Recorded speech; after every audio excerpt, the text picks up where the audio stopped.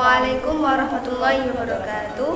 Perkenalkan, kami dari kelompok 2. Saya Dina Safira Maharani dengan nomor 2330108.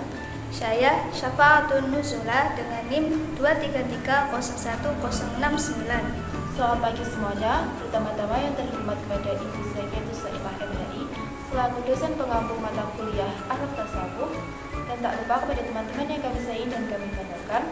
Selama 15 menit di depan, perkenankanlah kami menyampaikan hasil kerja kami tentang sejarah dan perkembangan akhlak tasawuf. Sejarah dan perkembangan tasawuf. Terdapat beberapa versi tentang munculnya ilmu tasawuf. Ada yang percaya bahwa tasawuf telah ada sebelum Nabi Muhammad SAW menjadi rasul. Ada pula yang meyakini bahwa tasawuf muncul setelah kerasulan Nabi, mengatakan bahwa paham tasawuf sebagai paham yang telah berkembang sebelum Nabi Muhammad menjadi Rasulullah. Hal ini kemudian berasal dari orang-orang daerah Irak dan Iran yang baru masuk Islam sekitar abad ke-8 Masehi. Meski sudah masuk Islam, hidupnya tetap memelihara kesehajaan serta menjauhkan diri dari berbagai kemewahan dan kesenangan keduniawian. Ajaran tasawuf berasal dari zaman Nabi Muhammad SAW. Berasal dari kata Belanda, sufa, dan pelakunya disebut juga dengan ahlu as-sufa. Seperti telah disebutkan di atas, mereka kemudian dianggap sebagai penanam benih paham tasawuf yang berasal dari pengetahuan Nabi Muhammad. Tasawuf muncul setelah zaman Nabi Muhammad SAW. Pendapat lainnya mengungkapkan tasawuf muncul ketika pertikaian antara umat Islam di zaman Khalifah Utsman bin Affan dan Ali bin Abi Thalib, khususnya disebabkan oleh faktor politik. Berlangsung di masa Khalifah Sisi dan Utsman dan Ali, itulah masyarakat yang bereaksi terhadap hal tersebut, kemudian menjadikannya menganggap bahwa politik dan kekuasaan merupakan wilayah yang kotor. Mereka melakukan berbagai gerakan islah, yaitu menarik diri dari bingar-bingar masalah dunia. Lalu muncullah gerakan tasawuf yang saat itu dipelopori oleh Hasan al-Basri pada abad kedua Hijriah. Abad pertama dan kedua Hijriah. Pada fase ini, tasawuf masih bersifat praktis dan belum ada konsep-konsep tasawuf secara terpadu. Tasawuf pada fase ini merupakan bentuk apresiasi terhadap perilaku kehidupan Nabi Muhammad SAW yang penuh sahaja.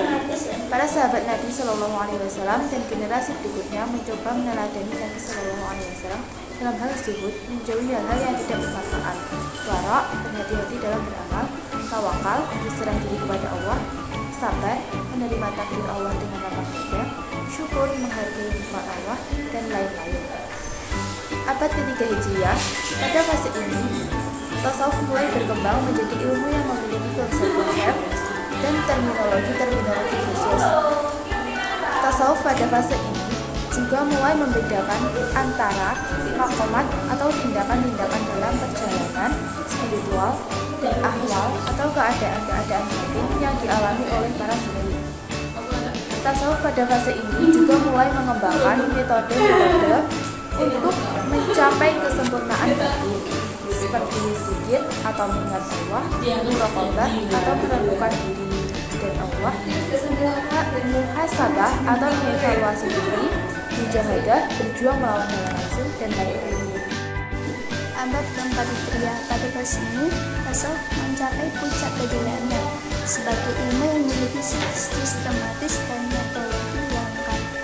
Tasawuf pada fase ini juga mulai menunjukkan keberagaman dalam pemikiran dan aliran-aliran. Beberapa aliran tasawuf yang muncul pada fase ini adalah aliran Wahdatul Wujud atau kesatuan wujud yang dipelopori oleh Imam Arabi, aliran Wahdatul Syuhud atau kesaksian wujud yang dipelopori oleh Imam Syafi'i, aliran Syadzaliyah atau tasawuf praktis yang dipelopori oleh Abu Al-Hasan Asy'ari, aliran Ahliyah atau tasawuf modal yang dipelopori oleh Imam Al-Ghazali dan lain-lain. Abad kelima Hijriah dan setelahnya. Pada fase ini, tasawuf mulai mengalami kemunduran dalam hal kreativitas dan orisinalitas. Tasawuf pada fase ini lebih banyak mengikuti dan mengembangkan pemikiran-pemikiran yang sudah ada sebelumnya. Tasawuf pada fase ini juga mulai mengalami tantangan dan kritik dari berbagai pihak, baik dari kalangan ulama maupun dari kalangan awam.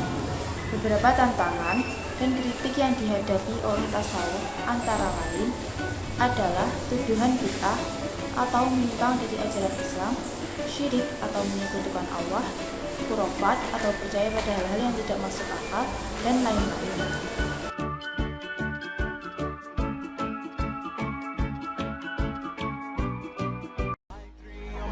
I'm an icon, man. And my girl about a 10. I should fuck her in a